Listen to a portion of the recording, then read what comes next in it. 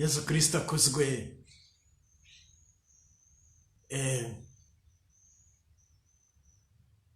Nongeye kubasuhuza mu izina rya Yesu. Mwese abashaka gukiza roho zanyu muri ibi bihe bikomereye isi, muri ibi bihe bikomereye kiliziya. Nyamara Yesu yatsinze isi. Niyo mpamvu aka kanya ugahawe, kubera ko Yesu ashaka gutsinda iyo si mu buzima bwawe. Intsinzi ye ikaba ukuri mu buzima bwawe. Tugereho uyu munsi kuzirikana mu magambo avunaguye bitewe n'ibyo Roho Mutagatifu ari budufashemo kubyerekeranye n'ibikomere Yesu akiza. Uko Yesu bidukiza, ibyo bikomere se ni ibiki? Tubivuge uko Roho Mutagatifu ashaka ko tubivuga, kugira ngo wowe ukire ibikomere byawe mu izina rya Yesu. Mbese Roho Mutagatifu naze ahindure kano kanyamo urugendo rwo gukira ibikomere, kugira ngo umuntu wese uzakurikira iyi nyigisho azayirangize akize ibikomere bye mu izina rya Yesu. Ngwino Roho Mutagatifu mu izina rya Yesu, kubwo amasengesho ya Bikira Mariya, uhindura aka kanya igihe cyo gukira ibikomere. Ibikomere bya Yesu bikore ku bikomere bya buri wese uzumva iyi gahunda cyangwa uri buyinjiremo uyu munsi, kugira ngo umutima uhinduke, womorwe, maze mu maso ye hahinduke, ashobore kongera guseka. Yaramaze imyaka n'akaka, niba twavuga gutyo, yijimye mu maso. Mana Roho Mutagatifu, kongera kugira urumuri mu maso, akongera guseka, kubera ko ari Yesu wabimuhaye. Yesu wamuhaye kongera kubaho, yarabagaho nk'uwapfuye. Roho Mutagatifu, Roho w'umuremyi, Roho muremyi, niwe ushobora kubikora mu izina rya Yesu, kubwo amasengesho ya Bikira Mariya. Ngwino Roho Mutagatifu, ngwino Roho Mutagatifu, ngwino Roho Mutagatifu, ngwino Roho wa Yesu, ngwino byishimo byacu, ngwino muhoza, ngwino Roho Mutagatifu, ngwino Roho Mutagatifu, ngwino Roho Mutagatifu, ngwino Roho Mutagatifu.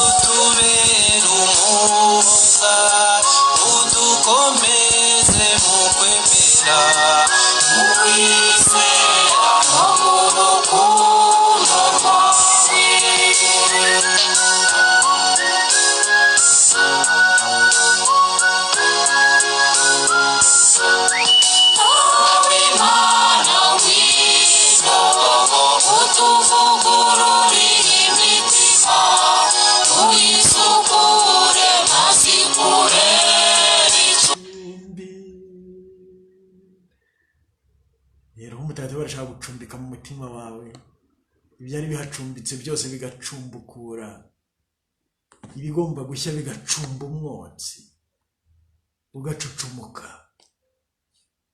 maze ubuzima bwawe bukongera kuba ubundi, kuko Yesu yabukozeho.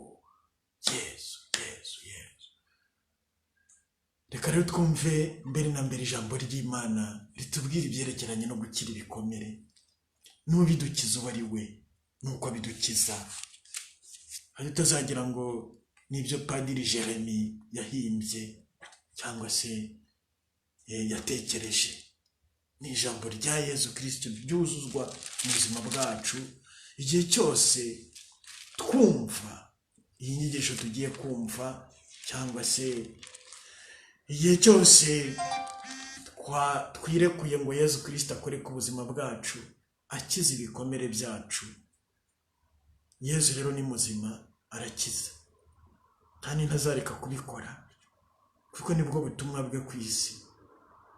Mu bamwemera no mu bazamwemera no mu bamwemeye. Ni ibaruwa ya mbere ya Mutagatifu Petero Intumwa mu mutwe wa 2 umurongo wa 19 kugera kwa 24. Iyo ntumwa ya Yezu igira iti, yuzuye Roho Mutagatifu, arakubwira nanjye arambwira. Kuko rero kwiyumanganya imibabaro yose ugirirwa uzira karengane ni ingabire, iyo bigiriwe guhesha Imana ikuzo. Murabona byaba mukuzo nyabaki kwiyumanganya inkoni mukubitwa niba mwakoze kosa, ariko niba mwiyumanganyije imibabaro mwatewe n'ikiza mwakoze, ngiye ingabire mu maso y'Imana. Nuko rero icyo nicyo mwahamagariwe, kuko na Kristo yababaye ku mpamvu yanyu, akabasigira urugero kugira ngo mukurikize inzira ye. Utigeze akora icyaha kandi akaba atarigeze avuga ibinyoma, agatukwa ariko ntasubize igitutsi. Mu bubabare bwe ntagire uwakangara, ahubwo akiragiza umucamanza w'intabera. We wajyanye ibyaha byacu mu mubiri we bwite ku musaraba, kugira ngo nitumara gupfa ku byaha tubeho mu butungane. Niwe nyibiri ibikomere byabakijije, kuko mwari mumeze nk'intama zatatanye, none ubu ngubu mwagarukiye umushumba n'umurinzi wanyu. Ibaruwa mbere ya Mutagatifu Petero umutwe wa 2 umurongo wa 19 kugera kuwa 25 niho twagejeje. Niwe nyiri ibikomere bigukiza. Ufite rero ibikomere, nyuma yo kukubwira ijambo ribikiza, ngira ngo ubwire ko ufite ibikomere, wabishaka utabishaka, waba ubizi utabizi, ufite ibikomere ku mutima, warakomeretse. Ushobora kuba utabizi, cyangwa se ushobora kuba ubizi ariko ukaba hari icyo utazi. Noneho twaherewe tuvuga, niwe nyiri ibikomere bidukiza. Ibikomere byawe byose rero uko bingana, hari umukiza wabyo. Ngiye inkuru nziza, uzi uko yitwa se? Yitwa Yezu. Ni izina ritagoye kuvuga uko ni rigufi, ariko ntawe urivuga Roho Mutagatifu atamuhaye kurivuga. Nawe nuko rero wikwirwa uhangayika kubera ibikomere byinshi ufite, kubera ko umukiza wabyo atari kure yawe. Hamagara gusa, Yezu we, Yezu nkiza ibikomere. Urashaka gukira ibikomere byawe? Umukiza ninde se? Ni Yezu. Ari hehe se? Muhamagara aritaba. Yezu nkiza ibikomere, Yezu nkiza ibikomere byanjye ukoresheje ibyawe Yezu, Yezu nkiza ibikomere byanjye ukoresheje ibyawe Yezu. Ariko rero sinzi ikintu umuntu yakora kugira ngo abantu bareke gusuzugura izina rya Yezu. Kandi no muri kiliziya ubwayo, kiliziya ubwayo ku isi hose aho iri, harimo abantu batarumva ko izina rya Yezu rikiza. Ko uyu munsi Yezu akiza indwara, ko yirukana amashitani. Umuntu uri kumwe na Yezu adashobora gufatwa na nyabingi n'ibitega. Kuki abantu basuzugura Yezu? Abantu bakajya mu barungi cyangwa mu barangi, bakajya abo bamwe bise kwa muyobya, bakajya hehe, bakajya kurindagira hehe, bataye umukiza mu kiliziya ushobora byose witwa Yezu. Waruzi ko Yezu akiza indwara zose uyu munsi? Yezu yirukana amashitani, Yezu ahindura imitima. Abari abasambanyi kabuhariwe bakabireka, abanganaga urunuka bakababarirana, bagahoberana mu izina rya Yezu. Ariko abemera Yezu rero barangwa no kumuvuga. Iyo ukwemera muri Yezu Kristo kujya kuzima guhera ku munwa, niba wamamarisha umunwa wawe ko Kristo ari nyagasani, ukemera mu mutima wawe ko Imana yamuzuye mu bapfuye, uzarokorwa. Nuko rero umuntu yemera n'umutima bikamuha ubutungane, yakwamamarisha umunwa bikamuha urokorwa. Uzamamarisha umunwa ko Yesu Kristo akiza ibikomere byawe, azabigukiza. Nta kibazo mfite, ukiza ibikomere byanjye arahari, ni Yesu. Yesu nkiza ibikomere byanjye, Yesu nkiza ibikomere byanjye. Kandi tutabitinzemo, hari izindi nyigisho nyinshi nagiye mbivugaho, ariko hari benshi batabyumva, batazigera banabyumva. Ntabwo ari ubuhanuzi ndimo gukora, niko bimeze. Mu byanditswe harimo ko hari abantu bazanga Yesu kugera ku ndunduro. Uramenya gusa utazaba muri abo, ariko abantu barahari. Barahari bazanga Yesu pe, barigeze ku ndunduro. Abo ku munsi w'urubanza azabwira ati sinigeze mbamenya, nimwumve imbere mwakoze ibi bimwe. Abo bantu barahari. Nuko bisanga muri Matayo 7:21 kugera kuri 24, cyangwa muri Matayo umutwe wa 25:31 kugera kwa 46. Abo bantu barahari. Wowe icyo ugomba kwirinda ni ukuba muri aba, ariko abo bantu barahari. Muri Matayo 13:24 kugera kuri 30 batubwira urumamfu mu ngano, rwa rumamfu bazakusanya ku munsi w'urubanza mwo imiba bakajya kurutwika. Abo bantu ni abanze Yesu, abo bantu barahari. Reka rero nawe kuba muri abo, ahubwo winjire muri Yesu, wemere ko Yesu rwose ashobora kugukiza ibikomere byawe. Wowe kuvuga ngo turi babaniye ngo turirakariye kubera ko twarakomeretse. Noneho rero menya ko Yesu Kristo aje kugira ngo akore ku bikomere byawe. Nta nubwo aje kugucira urubanza ngo kuki wakomeretse. Oya, ndabizi mwana wanjye warakomeretse, ndagukunda, ariko akira urukundo rwanjye rukomore, winangira umutima, wikomera ku bikomere byawe, ahubwo komera kuri Yesu Kristo ubikiza. Yesu ni Yesu. Nta gushidikanya rero, umuntu wese ushaka gukira ibikomere bye, Yesu azabimukiza, nakora bimukiza. No muri inyigisho ubwayo, Yesu arahakiriza abantu ibikomere, kandi amateka yabo yahindure. Kubera ko Yesu Kristo ari muzima. Ntabwo Yesu Kristo akinarakiza. Yesu Kristo nta kinarakiza kandi ni muzima. Uko kwemera no kudahari, ibikomere ntibishobora gukira. Mbere na mbere tugira ukwemera rwose. Niki ko kufite cyakubayeho Yesu atazi, Yesu adashoboye gukora aho ngo akize? Ntacyo. Ukwemera nicyo kuvuga. Se kibirero gikubeshya, kwereka we wanyuze mu bintu birenze. Ninde se ubundi wababaye nkawe? Uko wababaye kurushaho, niko impuhwe za Yesu Kristo zirushaho kuba nyinshi, zo kukomora. Maze urumuri rwe rwo gukira rukarushaho kukubengeranamo, maze ukarushaho kuba igitangaza. Ya sura yawe yari yarahindanyijwe n'umujinya n'uburakari, igahinduka ibiti. Watangira kunezerwa, kumwenyura. Amenyo yawe wari waribagiwe akamaro kwayo, ko arayo kurya ibintu gusa cyangwa kuyahekenya wenyine urahekenyera abandi, bikaba ibindi. Kumva ari kado Yesu yaguhaye kugira ngo bibe ibyishimo mu bandi, kubera ko wahuye na Yesu akagukozaho ibikomere by'akagukiza. Yesu niwe nyiri ibikomere bidukiza. Yesu arakiza n'ubu, Yesu arakiza ibikomere. Ariko mbere yo gukomeza, ngira ngo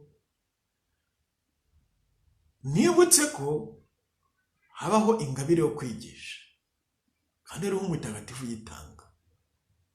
Roho Mutagatifu ahaye iyo ngabire, amuha n'ubutumwa n'ibyo agomba kuvuga.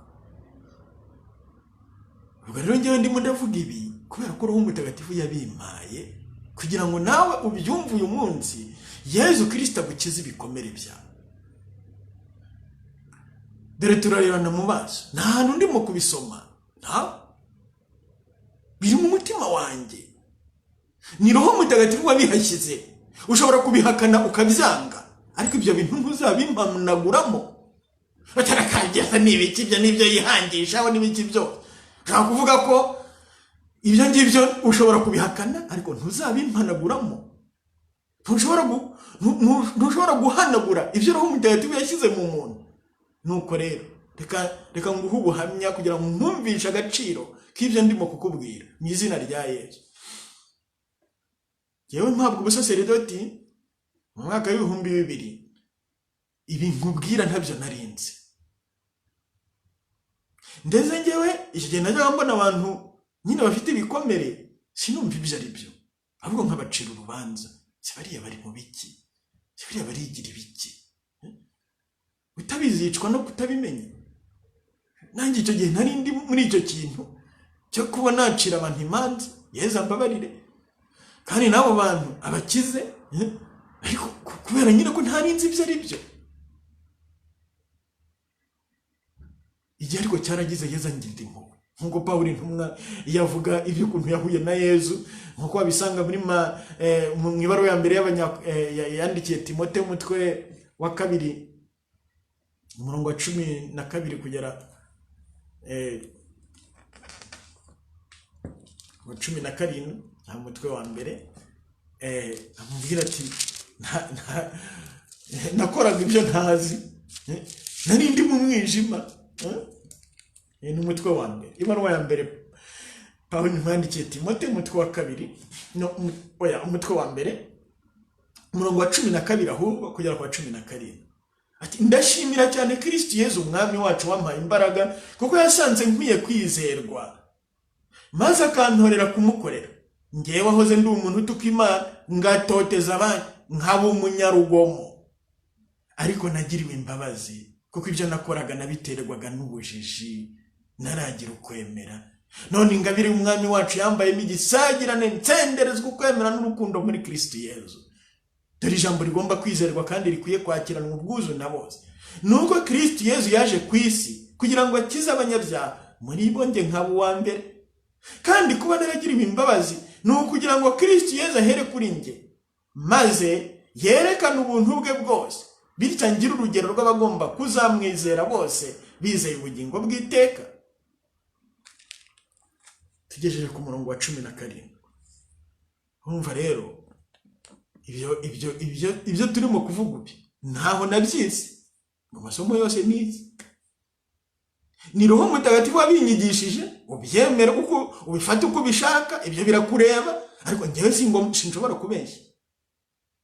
Sinshobora kubeshya. Niba hari isomo ribyiga mu masomo nize, hazagira uzabyerekana. Ntawe. Ngenda tanga ubuhamya rero kandi simbeshya. Yezu arandeba. Igihe cyarageze nyuma y'amezi make yampawe ubusaseridoti njya mu mwiherero, nuko Yezu angirira impuhwe, ahera ku bikomere byanjye angiza, anyereka ko mfite ibikomere. Igihe nari ndi imbere ya Yezu nshengereye mu isakaramentu ry'Ukaristiya, rwose numvaga ntacyo mpfa na Yezu, mfite ishyaka ryo kumukorera, ariko nyamara mfite uburwayi Yezu Kristo yabonaga ko bubangamiye ubutumwa bwanjye, kandi yashakaga kunkiza ngo azakize n'abandi, akoresheje uko gukira kwanjye, nkuko Pawulo intumwa bivuga hariya. Ubwo mu gihe nari ndimo nsabira abantu bamunaniye, base Yesu rwose abantu umuntu arabigisha ntibumva, ntibashaka guhinduka. Yezu nanjye ashyirwa umuri mu mateka yanjye, anyereka ibintu nari ndwaye. Kimwe muri byo, ngewe mfite imyaka 13, nakomeretse mu kiganza. Twari turimo dukina umupira turi abana, umuntu arambika umuhoro hariya arimo atureba dukina, umwana aransunika, ngenda nkubita ikiganza muri wa muhoro. Uburyo bwo kumvura ngeze ntibwaba buba, mbese sinajya kwa muganga n'iki, bagerageza kunshyiraho umuti, ku buryo igisebe cyakize ariko kigasiga inkovu nini. noneho nkiri umwana iyo nkovu nanayirebaga ntintera ikibazo, urabyumva? ariko noneho uko nkura nkareba mu kiganza cyanjye hari inkovu, se hano ntibazanseka. Amahirwe nagize yari iri mu kiganza cy'imoso, yiza kuba mu kiganza cy'indyo sinzi ko byari kugenda niba nari kureka kujya nsuhuza abantu, kubera ko iyo nkovu yanteraga isoni. Noneho ubwo ngubwo twitegura guhabwa ubusaserdoti, uwatwigishaga bumwe mu buryo bushobora gukoreshwa abantu basoma misa barambura ibiganza, yatugira inama yo kurambura ibiganza umuntu abyerekeje nko ku bakirisitu ku buryo babirebamo. Njyewe nabonaga hari abandi babikora ku bundi buryo, ndavuga nti bazanseka, uriya mupadiri w'ibikovu mu biganza, biriya ntabyo nzakora. Banditse ko ibiganza babyerekeza hejuru ku buryo umuntu atabarebera mu biganza misa ntizisoma. No, nibwo mpawe ubupadiri nyine nsoma misa ibiganza bireba mbyerekeza bisa n'ibireba hejuru ku buryo umuntu undi imbere atandebera mu biganza. Ubwo muri uwo mwiherero kugeza uwo munsi nuko nabigenza. Noneho Yezu muri uwo mwiherero nyine yanyatese, mbese numva nyuma yaho afunguriye umutima wanjye atyo numva ndisetse, ese iyi nkovu ko ari yanjye, ko ari umubiri wanjye, inteye isoni ku buhe buryo? Ndarwaye ariko sinari nzi ibyo ndwaye, sinzi ko nyiri ibyo ngibyo ari igikomere, atari igikomere gusa kiri ku mubiri, kiri kuri roho yanjye. Yezu atangira kumfungura amaso aranyigisha. Kuva uwo munsi numvise ko iyo nkovu ari yanjye. Nyamara se umuntu ntabimusobanuriye ashobora kwibwira ko ari undi murongo nyine uri mu kiganza kimwe n'iyindi yose, urebyemo n'undi murongo, ariko ntagusobanurire ko ari umuhoro waciyemo. Noneho rero kuva uwo munsi ubu ngubu ndimo nderekana iyi nkovu kubera ko nakize icyo gikomere, urabyumva? Nawe rero ufite inkovu uterekana. Yezu arashaka ko kuva none ureka kujya uhisha mu muhogo hawe kubera ko hari inkovu. Aha ntabwo hari inkovu ni wowe ubwawe. Wagombye gushimira kuko ko wakize icyo gisebe, kuko cyashoboraga kuguhitana. Yezu rero kuva uwo munsi anyigisha ko ibiganza byanjye nta busembwa bifite, ari ibye kandi ari ibyanjye. Uzaseka azaseke, ibiganza byanjye ubwo ntangira kubirambura nta kibazo. Niba nsengera abantu, niba nsingiza, no, ubwo icyo kiba kirarangiye. Yezu baragikijije nyine. Noneho ubu hari ibindi bikomere byinshi nahakiriye muri iryo joro nyine, cyangwa se nabonye ko nari narakize ariko nari narigeze kubigira.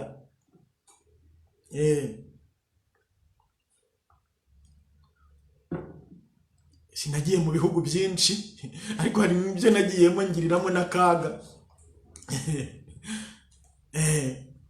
Hari igihugu kimwe ntiriwe mvuga izina bamfunze icyumweru kirenga. Muri icyo gihugu ntabwo nyine abafungaga ni bande? Ni abapolisi n'abasirikare. Urumva ibyo byarankomerekeje ku byerekeranye n'abapolisi n'abasirikare. Ibyo birarangira. None ikindi gihugu nagiyemo nacyo baramfunga ariko amasaha make, ariko byabaye igitangaza kugira ngo aho hantu ntikure ari abapolisi abasirikare. Ubwo kuva icyo gihe muri njyewe hinjiramo ikintu cy'icyoba cy'abasirikare n'abapolisi. Ubwo n'ibindi ntiriwe mvuga. Nuko ikintu cy'icyoba cy'abasirikare n'abapolisi ku buryo nabonaga imodoka yabo avuga nti ngabo umuhanda nkaba nkigira ku ruhande cyane, ntiburiya ubugome bwabo ntiburiya babona banangonze ngo narindi mu muhanda. Ariko ibyo ngibyo sinamenye igihe byakiriye byo. Gusa iryo joro nabonye ko ibyo nari narabigize ubu bwoba kandi ko nari ntakibufite. Noneho rero muri iryo joro Yesu Kristo nkiza anyereka n'ubuzima bwanjye bwose bwahise, ibyaha nari naragiye ntirega kubera kubyibagirwa cyangwa se kutamenya, ibyo byose urumuri rwa Yesu rurahita. Ubwo bukeye nshaka penitensiya z'ibyo ntari naravuze neza, cyangwa se kubera kutamenya agaciro ko kuvuga icyaha koko. Uko nyine Yesu mpava yanyigishije uko nzafasha abandi kwinjira muri uwo muryango nanjye nari ninjiyemo. Ubwo kuva icyo gihe hari muri 2001 ntangira kwigisha inyigisho nk'iyi ndimo kubigisha. Noneho rero ikintu cyantangazaga nuko ahantu hose natangiraga kwigisha iyi nyigisho Yesu yagendaga akiza abantu. Ibyo nagendaga mbabwira, abantu bakanyandikira bamyohereza ubuhamya ati reba, ati njye nari mfite ikirenge kimeze gutya, ati buri gihe nambaraga inkweto zipfutse, ati nta kibazo, ikirenge cyanjye ni icya Yesu, n'ibindi byinshi. Kuko n'inyigisho ndende tudashobora kurangiriza muri aka kanya. Kereka dufashe umunsi wose cyangwa sinamenye icyumweru cyose. Gusa kano kanya Roho Mutagatifu nyine araduha kugira ibyo tuvugaho bya ngombwa roho yawe ikeneye kugira ngo guke mu maso no ku mutima Yesu Kristo ashobore gukubura imbuga y'umutima wawe akoresheje amaraso y'Umutagatifu maze agukiza ibikomere byawe. Reka rero mbere yo gukomeza twongere twiyambaze Roho Mutagatifu adufashe kwinjira muri Yesu Kristo ukiza ibikomere, tumwere ibikomere byacu ntaho tumukinze.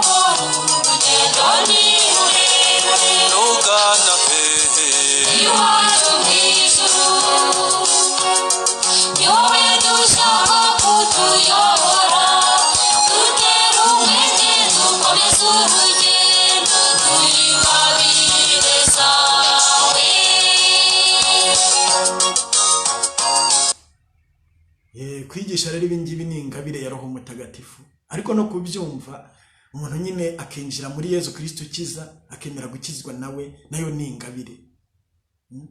Ni ingabire kwemera kubohoka ku bikomere byawe, Yesu Kristo akagukirisha ibye. Iyo nyigisho rero urumva ubu ngubu turi muri 2020, urumva amaze imyaka irenga 19 nzigisha abantu ahantu hanyuranye.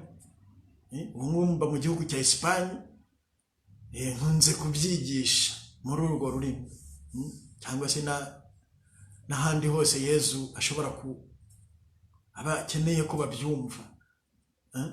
Ni inyigisho rero, ni inyigisho ya Roho Mutagatifu. Kandi noneho uburyo Roho Mutagatifu akora igihe cyose nagiye njya kubyigisha abantu buri gihe, kubera ko ni ibintu byinshi, buri gihe mfasha kuvuga ibyo abo bantu bakeneye aho ngaho, cyangwa rimwe na rimwe akampa n'ibindi bishya byo kubwira abantu bitewe n'ibyo bakeneye kugira ngo bashobore kwinjira muri Yesu Kristo ukiza ibikomere. Yesu Kristo ukiza ibikomere. Hari rero abandi bantu bigisha ibyerekeranye n'ibikomere, ariko njyewe ibyo nigisha zuko nabyumvanye kanaka, zuko nabisomye mu bitabo, ni Roho Mutagatifu wabimpaye ibyo mbisubiremo. ubu rero aho umutagatifu yashatse ko nawe ubyumva kuko gufitiye impuhwe, ashaka gukira ibikomere byawe, cyangwa se arashaka ko nawe wakira iyo ngabire yo kubyigisha abandi, kugira ngo abantu bagire imitima mizima, imitima y'impuhwe, umutima wuje urukundo, umutima w'ibyishimo, abantu bareke guhekenya amenyo, bareke kugira agahinda, kandi Yezu Kristo ariwe byishimo byabo. Yezu rero ni muzima kandi arakiza. Reka twongere dushengerere Yezu ukiza ibikomere. Wowe wireba ibikomere byawe, reba Yezu bikiza.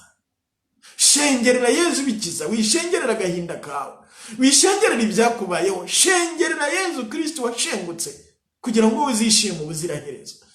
Nyagasani Yezu, omuri ibikomere byanjye, hariya hantu narahukomerekeye Yezu, omuri ibikomere byanjye. Noneho rero umuntu akomeretswa n'iki? N'urupfu cyangwa n'icyaha. Umuntu akomeretswa n'urupfu cyangwa n'icyaha, cyawe cyangwa cyundi, rwawe cyangwa rwundi. Urupfu n'icyaha hari ibintu byambaye urwango, rwaba rugaragara cyangwa rutagaragara. Umuntu wese ugucumuyeho arakwanga, urabyumva? Noneho rero Yezu Kristo uwo mwana we yambaye ikizi, yambaye urukundo, yambaye urukundo. Niyo mpamvu umuntu wese Yezu Kristo akozeho, Yezu Kristo uwo muri ibikomere, nawe agenda mwambika urukundo, agenda akoraho ibura rukundo ryakweze rigashegesha, ahomoza urukundo rwe. Maze wa muntu urimo akiri ibikomere akagenda nawe yakira urukundo, yakira Yezu ubwe rukundo, yuzura Roho Mutagatifu urukundo, noneho agahinduka igikoresho cyo komora abandi. Kuko umuntu wese wakomeretse arakomeretse, yaba abizi cyangwa atabizi, nuko bimeze. Umuntu wese wakomeretse arakomeretse, nta gushidikanya. Iyo umuntu rero akira ibikomere bye mu izina rya Yezu, akizwa na Yezu, agenda ahinduka igikomere, ahinduka igikoresho cyo komora ibikomere by'abandi. Nguko uko Yezu akora. Kuko nyine Pawulo Mutagatifu yabivugaga ati mu ibaruwa ya mbere yandikiye Timoteyo umutwe wa mbere mu wa 12 kujya ku wa 17 avuga ati yankozeho bwa mbere arankiza kugira ngo ahereho ankiza abandi. Yezu Kristo amaze kugukiza igikomere cyawe, uko gukira kwawe byanze bikunze bihindukamo imikirire y'abandi. Singizwa Yezu Kristo adupfira ukazuka udukiza ibikomere.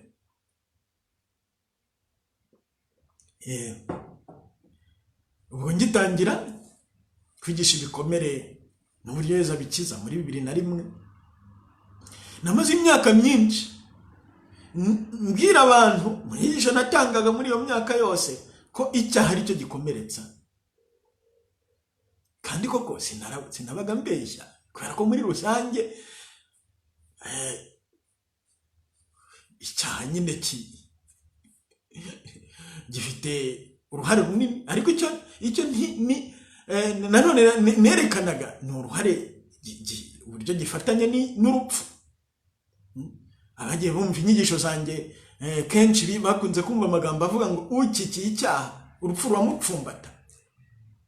Icyaha n'urupfu ni nk'ikiganza kimwe.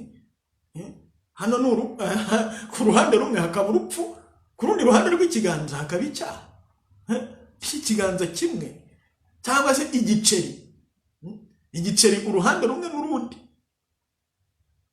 Byaba byose mfite uburyo nabivugaga ariko budahagije. Yezu Kristo rero washakaga ko kunsobanurira no kugira ngo nsobanurire abandi, yanyigishije ibindi. Ni nabyo n'ubundi buhamya, kandi nabwo Yezu ashaka ko nkubwira kugira ngo ibikomere byawe nawe bikire mu izina rya Yezu, kugira ngo Yezu agukize ibikomere byawe. Ku itariki 19 z'ukwa gatatu ku munsi wa Mutagatifu Yozefu, muri 2005 umwaka w'ukarisitiya, hari ikoraniro ry'abakarismatike ryari ryantumiye, nari ngiyeyo mu misa n'isengesho ryo gusendere n'isenderezwa ry'ingabire za Roho Mutagatifu. Mu gihe nari ndi muri tagisi zimwe ntoya z'abantu 18, ngo ninjiyemo nyine, ariko icyo nibuka nuko abantu harimo abantu n'ibyo ntibavugaga nka bya bindi mbese bajya bavuga ngo mu isoko ngo baracecetse, hariya mu isoko abantu benshi bacecekera icyarimwe bagace kamwe baturupfu rurahise. Mu by'ukuri nyuma naritekereje nsanga muri iyo tagisi urupfu rwari rwarangije kuhashinga amajanja. Urugendo twakoze mu by'ukuri kuva ninjiramo, aho ninjiriyemo ni Gatagara, noneho turagenda tugeze ahitwa ku rutare rwa Kamegeri hafi yo mu Ruhango. Ibyabaye sinamenye igihe byabereye, gusa njyewe nakangutse ntaza hundi, noneho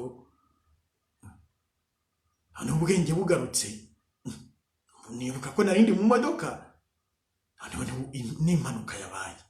Ngerageje kunyeganyega, nanyeganyega reka sinshobore kunyeganyeza amaguru, buriya kumwe kwacitse. Reka numva muri njye numva navuga buriya nyine ni ibyo Yezu, niba uko byagenze ubwo nyine ndabyemeye. Nkomeza ariko gukurura nsanga ikibazo sakagura, ahubwo n'urukweto ndarureka rubuneyo, nzamura amasogisi yonyine.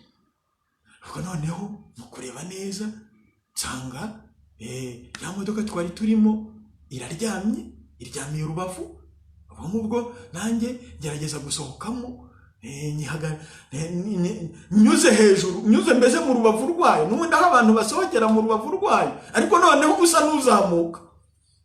Nuko ndasimbuka, ndebye iruhande rwayo mbona hari igikamyo cyaguye ku rundi ruhande, ubwo ntekereza ko bizagonganye. Noneho mbona imirambo y'abantu aho ngaho, amaraso, iki byose. Noneho ariko ibyo ntibyagira icyo bimbwira muri ako kanya. Nibwo nakoze kuri telefone aho yari iri mu mufuka, nsanga yanijimije, ndongera ndayicana, mpamagara abapadiri, umupadiri wo mu Ruhango, mubwira ibyambayeho, ariko ubwo mu kwireba njyewe nsanga ntacyo nabaye. Gusa nari mfite udusebe nyine tutabuza umuntu gukomeza ubuzima, tutakwirwa no tukujyana kuvuga ngo ugiye mu bitaro hehe. Noneho ndamuhamagara mubwira ibyambayeho, nti waza ukangeza mu rugo. Ubwo nyine umusaserodoti ava mu Ruhango araza arantwara nsubiza i Gatagara, njya kuri ku kigo nderabuzima cyaho, bapfuka ibisebe nari mfite, ubundi nisubirira mu rugo numva nta kibazo. Noneho ariko ibyaje gukurikiraho nibyo byanyeretse uburyo urupfu nyine rukomeretsa. Njyewe nari nzi neza uko icyaha gikomeretsa n'ibimenyetso by'uko umuntu yakomerekejwe n'icyaha. Ibyo bimenyetso ni bimwe niyo umuntu akomerekejwe n'urupfu. None ibyo bimenyetso natangiye kubyibonaho. Ubwo nijoro, muri iryo joro cyo kuwa 19 z'ukwa gatatu, hari kuwa gatandatu, nijoro ryabaye ijoro rirerire kuri njye, nasinziriye nabi. Nako navuga nturebye sinasinziriye, nafungaga amaso nk'umunota, mbese nk'ikintu kikambira turapfuye, nkongera nkafungura amaso. Habuze gatoya ngo ndane ncanye amatara, ariko kubera ko nari nagiye ngirira abantu inama mu gukira kwabo kw'ibikomere ko batagomba gucana amatara, narihanganye sinayacana, ariko ubwoba nari mfite icyo gihe habuze gato. Ariko ndavuga nti oya,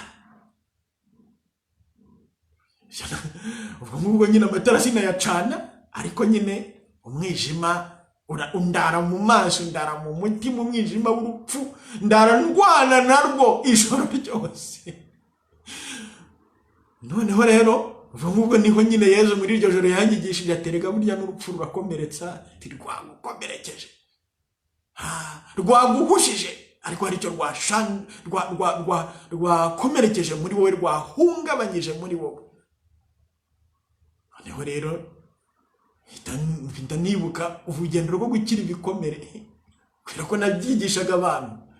Rero nanjye nakomeretse, ngiye gufata urugendo rwo gukira. Uwo munsi narabyutse, njya gushingira Yezu mu Eucharistia, mwereka ibikomere byanjye. Yesu, nkiza ibikomere byanjye, nashenjaguritse. Ubwo mu misa nasomye kuri icyo cyumweru cyakurikiye nyine uwa 19 ariko 20 z'ukwa gatatu, nsabira abantu bari baguye muri iyo mpanuka, kandi nanjye ntura Yezu ububabare bwanjye, ubushenjagurike bwanjye muri iyo misa. Hasigaye Yezu agenda akora ubutumwa bwe bwo gukiza, agenda nkiza buhoro buhoro. Ijoro rya kabiri nta kibazo nagize, narasinziriye neza, bigenda bikira nyine buhoro buhoro nta kibazo. Nsigarana ikibazo cyo kuba nasubira mu gutega imodoka ziriya nyine zitwara abagenzi, kuko numva zintaye ubwoba. Ubwo bwoba nabwo Yezu yagiye bukiza. noneho rero ubwo ngubwo rero igigisho Yezu barayimpaye, ariko nabaye nakuye nk'ikuzimu, ko urupfu rukomeretsa. Ntangiye gusobanurira abantu ibimenyetso by'umuntu wakomerekejwe n'urupfu: ubwo bwoba, gushikagurika n'injoro, kubura ibitotsi, n'ibindi. Nagiye nigisha abantu nyine bijyanye n'umuntu wakomerekejwe n'urupfu. Ubu ngubu muri iyi minsi nsigaye nkoresha mbese rimwe na rimwe nk'umwiherero ujyanye no gukira ibikomere by'urupfu. Gusa ari icyo bigamije, kuko nta muntu n'umwe utagendana ibikomere by'urupfu. Nk'ubu nk'icyo wamenya nuko umuntu, kimwe muri ibyo, iyo umuntu arwaye mu rugo iwawe, abantu bose bo muri urwo rugo barwarana nawe. Igihe cyo gupfa mu by'ukuri nabo bagapfa hamwe nawe. Igihe cyo gushyingura nibwo bagaruka, ariko hari abasigarayo bakagaruka mu mubiri gusa, ariko muri roho basigaye muri iryo rimbi cyangwa aho bashyinguye uwo muntu. Yezu wenyine niwe ukora kuri uwo muntu, akamukangura ati kanguka, uriya namutwaye, ariko wowe uracyafite ubutumwa bwawe hano ku isi, kanguka. Yezu niwe ukangura uwo muntu wapfushije umuntu, naho ubundi agumiyo imyaka n'akaga. Ubu rero ni igihe cyo kubwira Yesu, nyagasani Yesu, nkiza ibikomere by'urupfu, aho urupfu rwanshenjaguye. Igihe bakwirukankanye ukabacika, ibyo bagukubise ntupfe, ibyo byose byagusigiye ibikomere, cyangwa se bakujugunye mu mva bagukuramo, ibyo byose byaragukomerekeje. Yesu niwe wenyine ushobora kugukiza, nta wundi. Ni byiza rero ko buri wese yemera ko ibyo bikomera bifite, kuko Yesu nta muntu akiza ibikomere bye mu by'ukuri adashaka kubikira. Nyagasani Yesu, ndashaka gukira, nkiza ibikomere by'urupfu. Yesu, Yesu, Yesu, Yesu, Yesu, Yesu. Ubwo rero tumaze kubona uko urupfu rukomeretsa, ariko iby'icyaha byo buri wese arabizi. Nyine twareba nka Adamu na Eva, buriya nyine nyuma yo gucumura bihishe bakagira ubwoba, aho nyine icyaha nyine gihindura gahunda z'umuntu. Hari abantu, nkuko nakunze gutanga urugero, nk'umuntu w'umukobwa, ibyo hari abakobwa benshi babivuga cyangwa abantu byabayeho, akaba rwose ari umuntu wifitiye umutima mwiza, ariko utarahuye na Yezu. Abo bantu babaho, afite italenta, ariko ntabwo azi kuyicuruza ngo yunguke.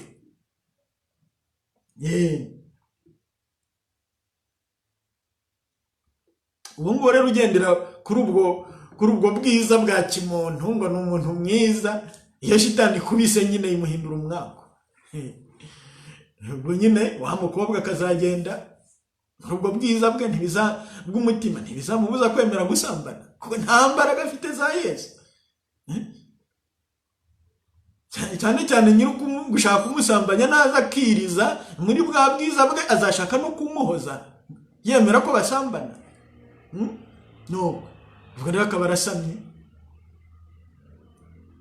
Amara gusama amateka akaba niho abona nyine ko yakoze icyaha, abona uburenge bw'icyaha cye, niho akanguka. Burya ni icyaha cyanjye gishobora kugeza aha, none mbigenze nte? Papa azanyica cyangwa se bizagenda gutya, sinshaka abantu banseka n'ibiki byose. Uwo mukobwa muri gahunda ze ntiyari yageze atekereza gukuramo inda, ariko nyamara Sekibi yamukomerekeje igihe yasambanaga, yamuhaye n'ububasha bwo kwica. Uwakomeretse aranakomeretse, nuko yanya kwica rero kabirusha abandi, agahera ku mwana we atigeze anabona. Urabyumva? Nguko uko ibikomere bikora. Ubusambanyi ni icyaha cyagukomerekeje, maze kigutera kikuzanamo ibintu utigeze unatekereza. Hari ibindi bikomere, buri gikomere kiza gifite uko gihindura kamere yawe, cyangwa se ahubwo uko kiyihindanya. Nibwo twaba tuvuze neza kurushaho, ijambo rikwiye kurushaho. Muri urwo rwego rero, umuntu wamaze gukomereka, akomerekejwe n'icyaha cyangwa se n'urupfu, ni Yesu wenyine umukiza. Ibyo ngibyo dukomeza kubigarukaho. Yesu ni wenyine uzamukiza, nta wundi. Yesu. Noneho ariko umuntu wakomeretse arangwa n'imyitwarire ibiri: yigirayo cyangwa akigezayo. Nkuko n'umuntu ufite igikomere ku mubiri, iyo hagize umuntu ushaka kumutoneka, aramusunika, yashoboye kumusunika cyangwa akamuhunga. N'umuntu wakomeretse ku mutima nawe yitwara atyo, arangwa no kwigirayo cyangwa se kwigezayo. Kwigirayo cyangwa kwigezayo. Urugero, niba umuntu mu mutima we hari ubwoba, umuntu ufite ubwoba, niba ikintu kiguteye ubwoba, witwara ku buryo bubiri. Icyo kintu ukigizayo, ugikubita kigapfa cyangwa se kikangirika, ni inyamaswa ije ishaka kukurya, ubwo nyine uzayikubita uko ushoboye, cyangwa se wiruke uyihunge. Urabyumva? Kimwe n'umuntu, mushobora kuba muri mu kazi, hakaba hinjiye umuntu, umuyobozi mushyashya wa serivisi iyi n'iyi, ukamureba ukabona ati umuntu nzamukizwa n'iki, atajya nki. Uburyo bubiri uzabyitwaramo, niba wifitemo ubwoba ni bubiri: uzahindura serivisi uhunga, cyangwa se ukora amatiku ashoboka ku buryo uwo muntu atazahamara kabiri. Nibyo kwigirayo cyangwa kwigizayo, nibyo umuntu wakomeretse. Kwigirayo cyangwa kwigizayo, guhuga cyangwa guhunga. Uwo wanga, uti sinshobora kubana nawe, ukigirayo, cyangwa se niba ubugome bwawe bwarakuze ko wamwica ukamwikiza. Nuko bimeze. Umuntu rero wese ukora atyo yarakomeretse. Kwigirayo cyangwa kwigizayo, Yesu rero wenyine ibikomere bidukiriza, aravuga ati nimunsange mwese abarushye n'abaremerewe n'imitwaro njye nzabaruhura. Muri Matayo umutwe wa 11 umurongo wa 28 kugera ku wa 30, nimundebereho kuko mfite umutima utuza kandi woroshye. Uwo muntu yagombye kurebera kuri Yesu kugira ngo akire ibikomere bye. Haje umuntu uhungabanyije ubuzima bwe, yagombye kurebera kuri Yesu. Yesu, uwo muntu nzamubanira uko Yesu yamubanira, nzamusabira, nzamugirira neza, nirinde kumugirira nabi. Nta kindi. Ubundi ibindi nzabyemera, ibishobora kumbaho byose kubera urukundo rwa Yesu. Noneho rero hari ibindi bikomere usibye ubwo bwoba twavuze, cyaje n'ibindi bishobora nk'ubwo bwicanyi. Hari noneho kwiyica ubwawe, kwiyahura. Ibyo nabyo birimo kwigirayo cyangwa kwigizayo. Wigirayo wowe ubwawe kugeza aho uvuga uti sinshaka kwatangira umuntu wongera kumbona, ukikura ku isi kubera ibikomere, kubera ibyakubayeho, kubera amateka wanze kwemera. Yesu rero ibyo byose arabikiza. Mu bikomerero byose iyo umuntu amaze gukomeretswa n'icyaha cyangwa n'urupfu, bimwe mu bimuranga nyine, dushobora kubikubira mu bintu bibiri: uburakari n'agahinda. Uburakari, umujinya, inzika n'ibisa nabyo byose. Umuntu agasanga ahora ari kibihira, ari nyiri umuntu kanababwira n'abantu bose ayikenyame, uwo muntu yarakomeretse, afite ibikomere ku mutima. Undi agahorana agahinda, yigunze, agahindisha inkeke, impagarara. Usanga nyine uwo muntu arakomeretse, afite umutima wakomeretse, roho yakomeretse. Yesu wenyine niwe ushobora kumukiza. Kandi uwo Yesu adakijije ntakira. Ibyo nabyo tubyongereho. Niba Yesu atari bugukijije, nta wundi uzakora ku mutima wawe ngo hakize. Ibyo ngibyo ugomba kubyemera gutyo. Nta wundi muntu uzaguhoza agahinda. Noneho rero reka dukomeze tunarangiza kuko igihe kimaze kuba kirekire. Yesu iyo muhuye aguhoza agahinda. Hari ibindi bikomere rero, ariko ubwo nakurangira inyigisho ivuga nayo ku bikomere, cyangwa inyigisho zivuga ku bikomere ushobora gusanga mu murongo wanjye, mu muyoboro wanjye wa YouTube, zerekeranye n'ibikomere. Wanditse Padre Jeremy Habyarimana ibikomere, ushobora guhita inyigisho nabitanzeho uzibona. Yesu rero arashaka kukubwira imbona nkubona uyu munsi kugira ngo ukire ibikomere byawe. Bimwe mu bikomere bikomeye harimo ubwoba, n'isoni. Kubera ko ibyo bikomere birakomeye. Kubera iki? Bituma udahura na muganga Yesu. Bivuze ngo urakunze neza na muganga uramuhunze. Kubera isoni muganga wigiye. Turaza kubona impamvu turangiza. Ikindi gikomere nanone ni ikinyoma. Hari abantu bibwira, Abanyarwanda cyane cyane muri rusange, bibwira ko kubeshya nta kibazo, nyamara bakiyibagiza ko, nkuko nakunze rimwe na rimwe kubyibutsa, ikinyoma ari rusasira na rworoshya byaha. Rusasira byaha na rworoshya byaha. Umuntu wese ukubeshye, ujye uvuga uti umuntu ararwaye. Urabyumva? Niba nawe ubeshya bimenye uri umurwayi. Ku mutima wawe hari ibikomere. Kubera iki? Ufite ibintu udashaka ko bigaragara, ufite ibintu uhishahisha. Wenda ukavuga uti niba ndi umusaseredoti nkaba naribyariye akana nk'uko bamwe bavuga, ati abantu baramutse babimenye byagenda gute? Nk'icyo gikomere kizatuma udashobora kuvugisha ukuri mu buzima bwawe, kuko hari ibintu ukinze inyuma yawe. Nuko bimeze. Uzavugisha ukuri mu kanya ugutwikiriza ibinyoma. Nta kuri ushobora kukuranga. Ubaho mu kinyoma. Ubuzima bwawe buba bwarabaye ikinyoma. Uri muri iyo nzira mbabarire. Ntabwo ari njye wamwohereje. Urabyumva? Kandi nta zina rye mvugiye. Ariko ibyiza ni ukubaho mu kuri.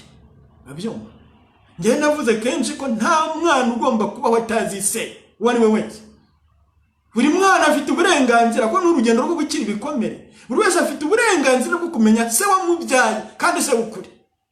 Kuko umuntu wese babeshye se afite igikomere atazigera akira niba batamubwiye ukuri.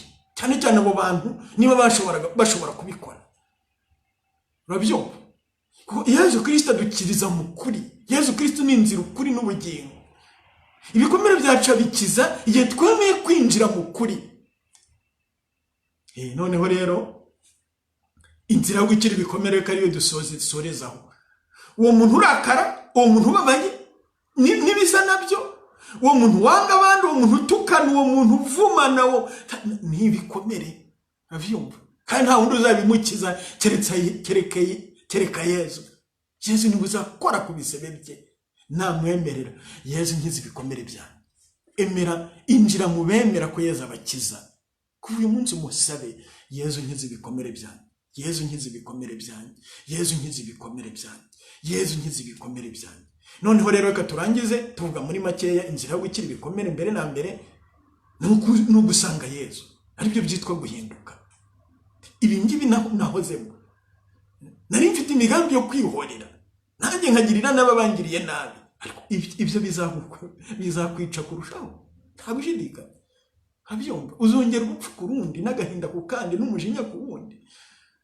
Ariko noneho uvuga uti ibi ntabyo, ariko nyamara nta mbaraga mfite. Yezu mfasha kugendera mu buzima bushya.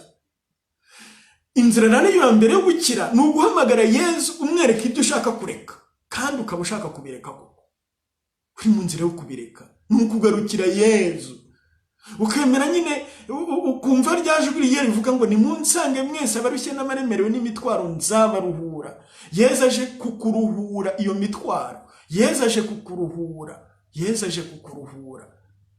Wimuhunga, ahubwo hagarara muhoberane, ti Yezu Kristo ukora ku bikomere byanjye, kozaho ibyawe. Ibikomere bya Yezu bidukiza, ntabwo ari bya bindi by'ibisebe gusa berekana nyine mu mubiri, afite n'ibyo muri roho. Kandi umubiri we wose wari wuzuye ibikomere, ariko no muri roho nuko. Cya gihe Yezu Kristo yabiriraga ibyuya mu busitani, ntawe ari wamukozeho, ntawe ari yakamukubita. Roho ye yari yakomerekejwe n'ubugome bw'abantu. Hari ibintu rero byagiye ushobora kubisanga muri mwe mu nyigisho ntanga, ibikomere bya Yezu. Kimwe muri byo ni uguhemukirwa nawe yari yaratoye. Nawe nuhemukirwa n'umugabo mwasezeranye, Yezu azagukiza icyo gikomere. Nari naramwizeye, ndamukunda mwimariramo, none reba ibyo ankoreye, arantaye. Yezu Kristo azakubwira ati nanjye Yuda nari namutoye, arangambanira ndapfa, ariko narazutse ndi muzima, nawe babarira uwo muntu ubuzima bukomeze. Ni Yezu yomora ibikomere akoresheje ibye. Abarimo batotezwa akababwira ati njye se ntabwo muzi ibyo bankoreye, nkuko bitubwira muri Yohani 15:18 kugera 27. Abantu nibabanga muzamenye, isi nibanga muzamenye ko ari ngiye yabanje kwanga. Ibyo ni ukuri, kandi nta muntu n'umwe uvuga Yezu udafite abanzi. Urabyumva? Kandi abo bantu banga barangwa n'ibyo bikomere byose, ari ukuvuga ibinyoma, ari iki byo byose. Kandi bakaba banagirira umuntu nabi, no kukwica bakaba bakwica. Umuntu iyo yiyemeje kwanga aba yiyemeje no kwica. Ujye witonda, burya se kibi irakubeshya ngo aho ariko ngo nukwanga gusa, reka da, uribeshya. N'urupfu rukurimo, urabyumva? Niyo mpamvu ibyo byose ugomba kubyanga. Yezu Kristo akinjira mu buzima bwawe, akaguha gukunda abantu bose.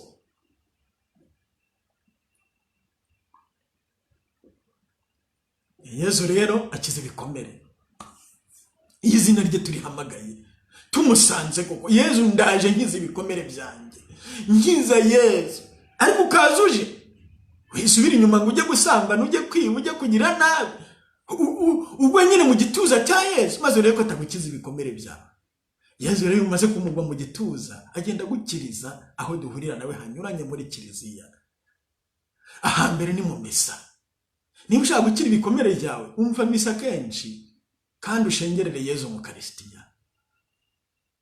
Hari inyigisho yo gushengerera ushobora gusanga muri uyu muyoboro, mu muyoboro wa YouTube wanjye.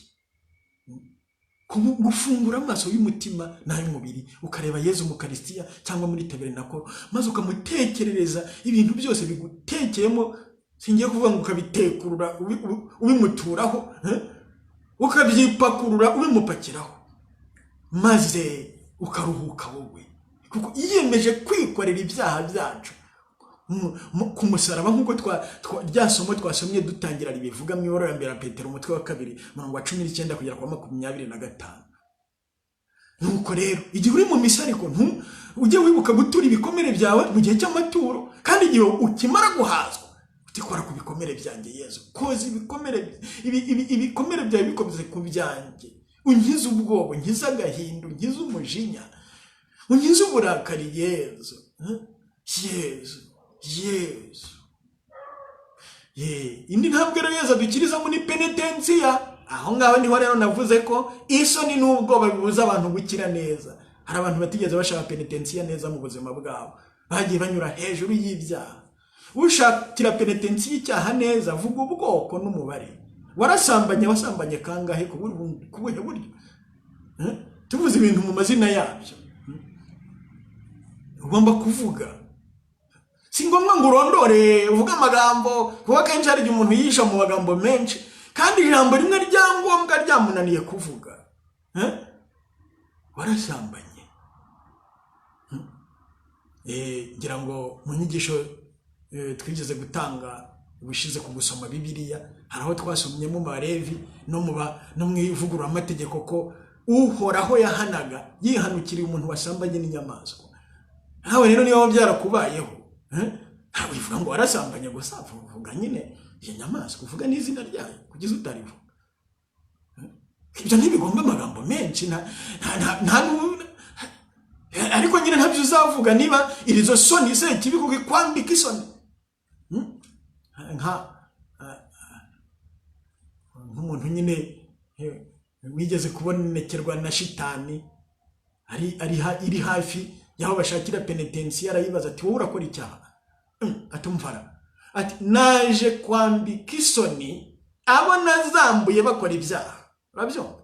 Igihe yakoraga icyaha ntiwagize isoni zo kugikora, ariko igihe cyo kukireka isoni zikakutwikira neza ukabura kubihera.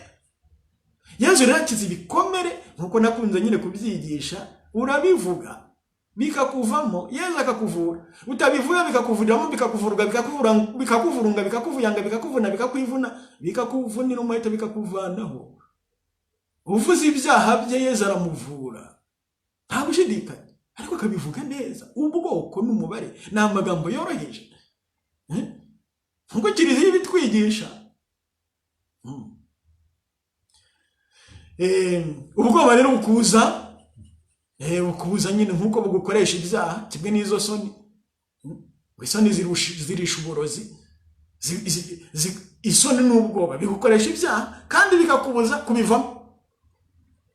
Yesu rero iyo umuhingutse imbere, mbese ukamera nka wa mwana uri imbere ya nyina umaze kwituma, ntagira aho amukinga kugira ngo amusukure, nawe ukitutura rwose ukereka Yesu byose muri penetensiya, roho yawe ukayambura ubusa imbere ye, ibikomere byayo byose Yesu abikoraho. Ni byiza gushaka penetensiya neza, ariko usibye no kuyishaka neza, nibura bwa mbere uvuga uti byose ndabivuze, ukamenyera no kuyishaka kenshi, nibura rimwe mu kwezi ubwira Yesu, ukomeza kumwereka Yesu aho ugereje ukiri ibikomere byawe. Yesu kandi adukiriza mu bisingizo. Isengesho twakunze kwigisha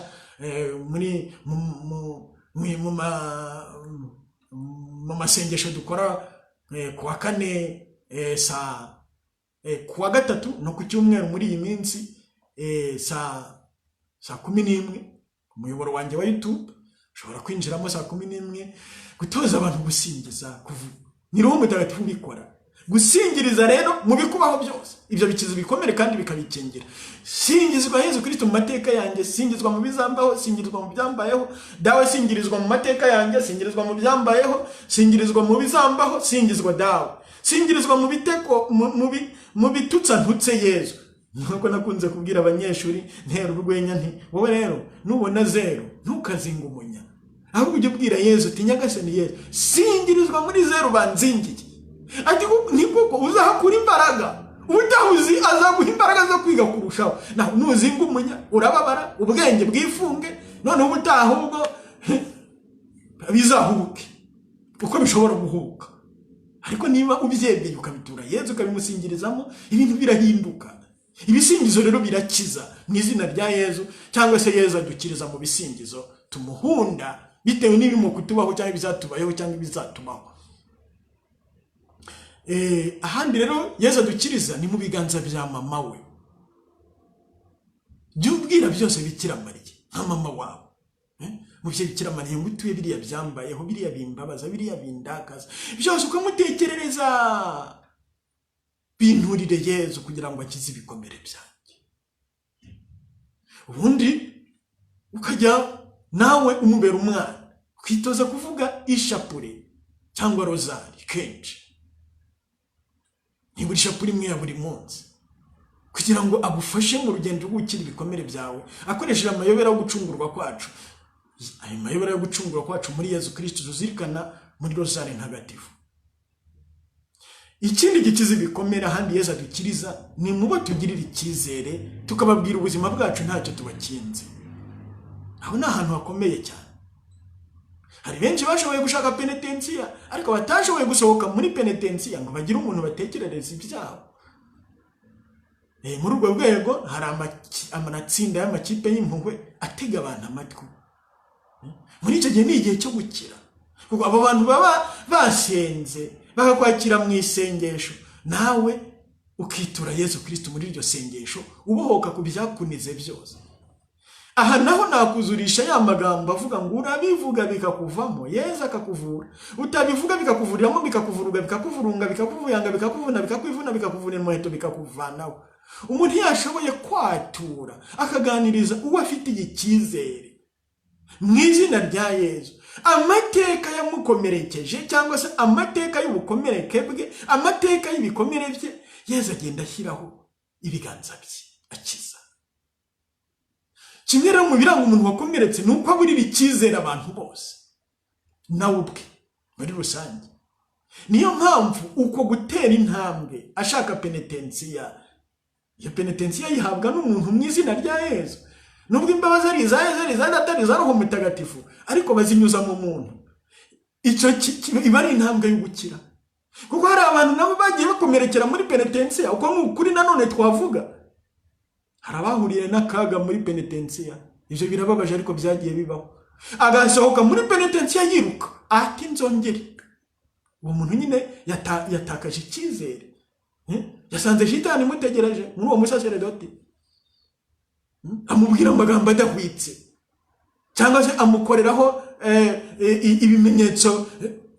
ibimenyetso bibi bya sebusambanyi cyangwa se bya serwango, ku buryo umuntu yasohotse azinutswe, ahuzwe penetensiya kubera gukomereka.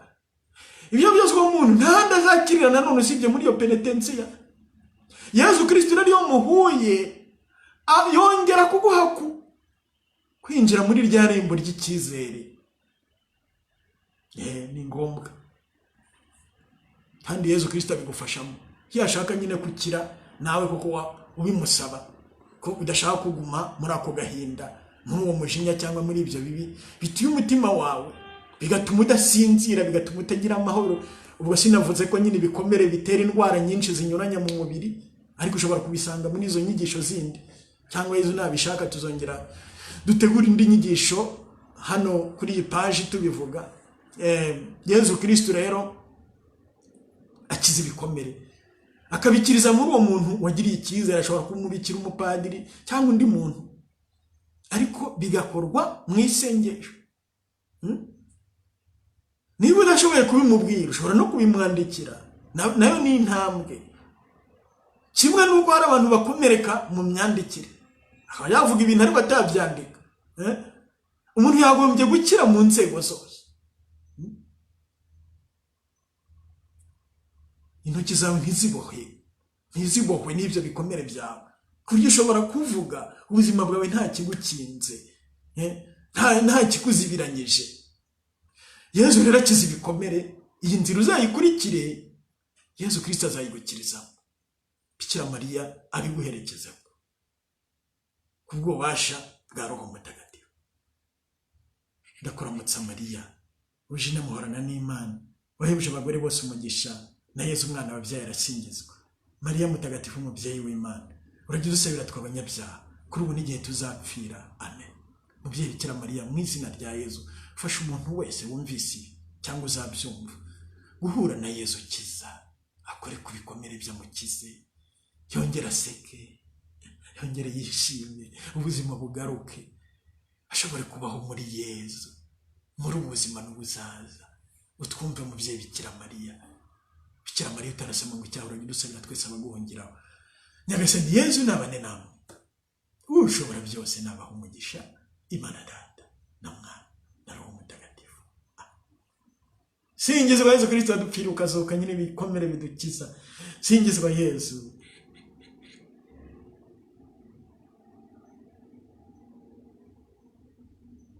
Roho Mutagatifu rakomeze aherekeze buri wese mu rugendo rw'ikira bikomere kuvuga amasengesho ya Bikira Mariya.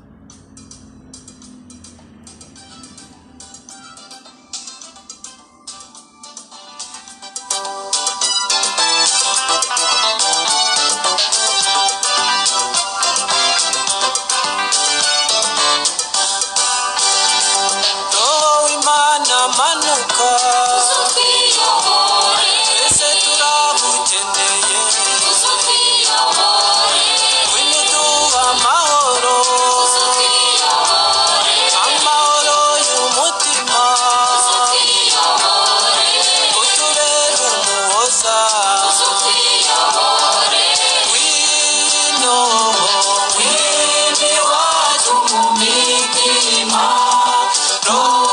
Imana wino